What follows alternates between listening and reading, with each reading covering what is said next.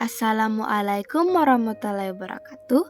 Kami dari kelompok 4 akan mempresentasikan hasil dari presentasi kelompok kami yang memiliki materi modulasi analog.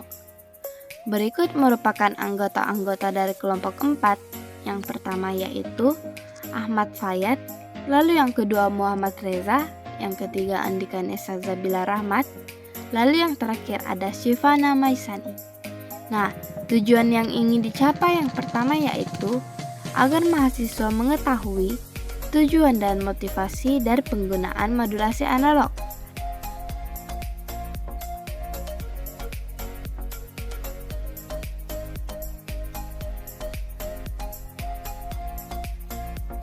Sebelum masuk ke modulasi analog, kita ketahui dulu, apa sih itu modulasi? Modulasi merupakan proses pencampuran dua sinyal menjadi satu sinyal.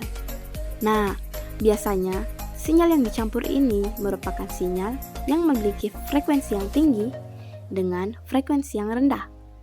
Jadi bisa dibilang, modulasi ini merupakan peristiwa penumpangan atau pemasukan sinyal informasi ke dalam frekuensi gelombang carrier atau pembawa.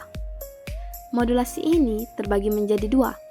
Yang pertama itu modulasi analog, lalu yang kedua itu modulasi digital. Namun yang akan kita bahas ini merupakan modulasi analog. Fungsi modulasi ada 4. Yang pertama, transmisi menjadi efisien atau memudahkan pemancaran. Untuk meningkatkan efisiensi transmisi, maka terdapat dua aspek yang dapat dimainkan dan saling berhubungan, yaitu antena dan frekuensi. Sinyal informasi biasanya memiliki spektrum yang rendah dan rentan untuk terganggu oleh noise. Sedangkan pada transmisi dibutuhkan sinyal yang memiliki spektrum tinggi dan dibutuhkan modulasi untuk memindahkan posisi spektrum dari sinyal data dari pita spektrum yang rendah ke spektrum yang jauh lebih tinggi. Hal ini dilakukan pada transmisi data tanpa kabel dengan antena. Dengan membesarnya data frekuensi yang dikirim, maka dimensi antena yang digunakan akan mengecil. Yang kedua, menekan derau atau interferensi. Dengan adanya modulasi, frekuensi carrier dapat diatur sehingga tidak mengganggu satu dengan yang lainnya, sehingga bisa menghindari interferensi. Misalkan, operator sinyal di Indonesia ada Telkomsel, XL, Indosat, dan lainnya. Mereka memiliki frekuensi sendiri-sendiri sehingga tidak saling mengganggu satu sama lain. Yang ketiga, untuk memudahkan pengaturan alokasi frekuensi radio. Frekuensi masing-masing pemancar berbeda, seperti pemancar radio, TV, HP, hingga satelit memiliki frekuensi yang berbeda-beda. Frekuensi sinyal tersebut sudah diatur oleh salah satu badan dunia yaitu ITU-T, sehingga gelombang sinyal tidak saling mengganggu satu dengan yang lainnya. Dan dengan adanya modulasi dapat mempermudah proses pengaturannya.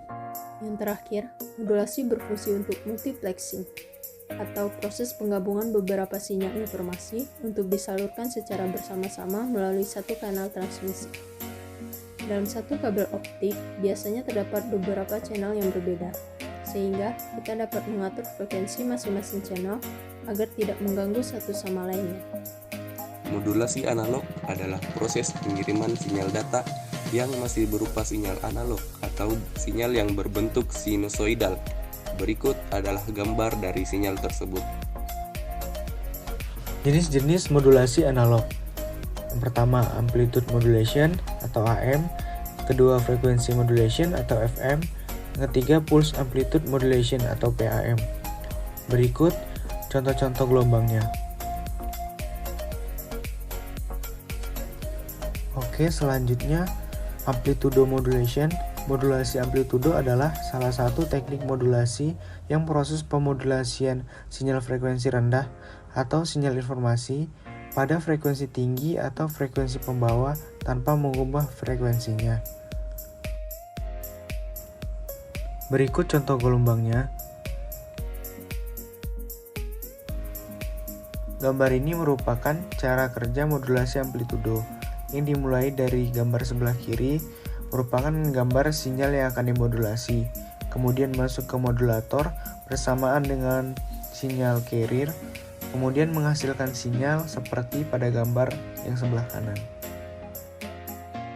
Frekuensi modulation. Modulasi frekuensi adalah teknik pengiriman informasi yang berbentuk frekuensi rendah dengan cara memodulasi frekuensi gelombang pembawa yang berfrekuensi tinggi.